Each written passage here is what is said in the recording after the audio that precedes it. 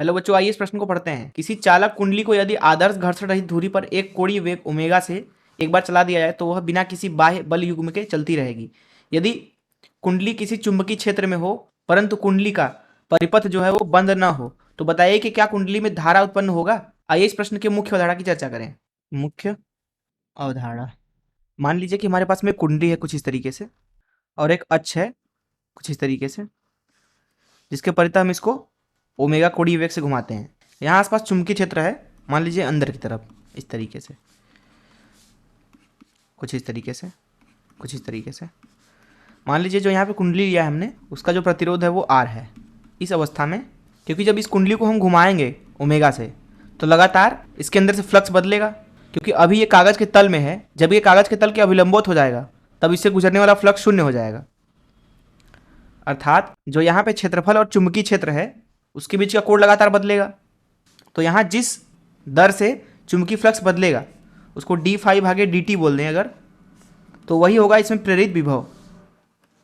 साथ ही साथ इसमें प्रेरित धारा जो होगा आई, उसका मान लिखा जाएगा ई भागे प्रतिरोध आर के, और ये ई हमने लिखा फैराडे के द्वितीय नियम से। अब इसमें जब धारा आई प्रवाहित हो रही है, मान लीजिए इस तरीके से धारा प्रवाहित होती है, धारा आई, इस अवस्था में इस कुंडली का एक चुंबकीय आघूर्ण होगा। अगर इधर से उसको देखेंगे, इधर से, तो ये ऐसा दिखेगा कुछ इस तरीके से धारा प्रवाहित हो रही होगी। चुंबकीय आघूर्ण होता है, इसके अभिलंबित होगा यहाँ पे इस दिशा में m सदिश। चुंबकीय आघूर्ण का मान होगा m बराबर आई गुणे क्षेत्रफल। सदिश रूप में लिखना चाहें तो क्षेत्रफल सदिश। अब जब किसी कुंडली के पास चुंबकीय आघूर्ण होता है किसी चुंबकीय क्षेत्र में तो उसके ऊपर बल लगता है। यहाँ पे उसको लिखना चाहें बल आघूर्ण बराबर m सदिश क्रॉस b सदिश। तो यहाँ पे होगा ये कि जो कुंडली घूम रहा है ओमेगा से वो इस कुंडली के ऊपर बल आघूर्ण लगाने लगेगा चुंबकीय क्षेत्र, जैसे ही यह धारा प्रवाहित होगा, और उस बल आघूर्ण से इसका ओमेगा लगातार कम होने लगेगा। इसलिए यहाँ पे लिखेंगे यदि ओमेगा को नियत रखना है, अर्थात हम चाहते हैं कि जो इसका कोणीय वेग है वो ना बदले, तो हमें बाहर से बल आघूर्ण लगाना पड़ेगा। इसके बराबर, इसको बराबर कर देते हैं ऋण टाउ सदिश बाहर से, अर्थात बाहर से हम इतना बल आघूर्ण लगाएंगे। ऋण क्यों? क्योंकि जो चुंबकीय क्षेत्र बल आघूर्ण लगा रहा है उसके विपरीत दिशा में लगाना है ताकि कुल बल आघूर्ण शून्य हो जाए। तब क्या करेंगे, अगर ओमेगा नियत रखना है तो बाहर से कुंडली पर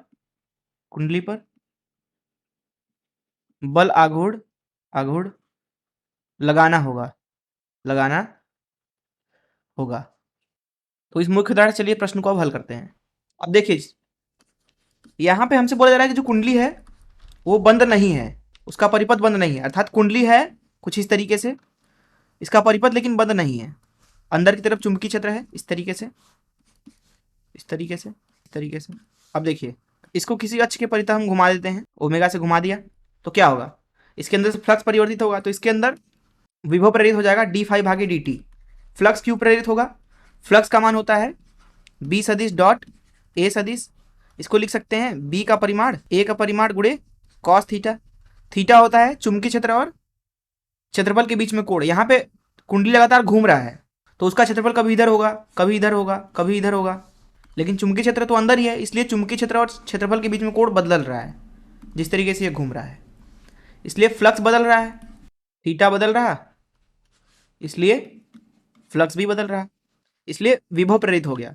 धारा अगर यहाँ पे लिखेंगे, क्योंकि यहाँ पे परिपथ बंद है ही नहीं इसलिए धारा तो शून्य हो जाएगा, जिसका मतलब है कि इसका चुंबकीय आघूर्ण एम भी 0 है, जिसका मतलब है इसके ऊपर जो चुंबकीय क्षेत्र है वो कोई भी बल आघूर्ण नहीं लगा रहा है। इसलिए इसको अगर एक बार ओमेगा से घुमा दिया तो इसका ओमेगा जो है वो नियत रह जाएगा, क्योंकि ओमेगा को बदलने के लिए बल आघूर्ण तो लगाना पड़ेगा, क्योंकि बल आघूर्ण होता ही है डी ओमेगा भागे डी टी के। अगर बल आघूर्ण ही शून्य है तो ओमेगा नियत हो जाएगा। तो यहाँ पे हमने देखा कि जो धारा है वो शून्य है। कारण यह है कि यहाँ पे परिपथ खुला हुआ है तो इलेक्ट्रॉन ना तो उड़ के इधर आएगा, ना तो उड़ के इधर जा सकता है। हालांकि बहुत ज़्यादा उच्च विभव होगा तो जा सकते हैं, लेकिन अभी यहाँ के लिए हम मानेंगे कि नहीं जाएंगे। इसलिए हम बोल सकते हैं कि जो धारा होगा यहाँ पे बंद परिपथ में प्रेरित नहीं होगा।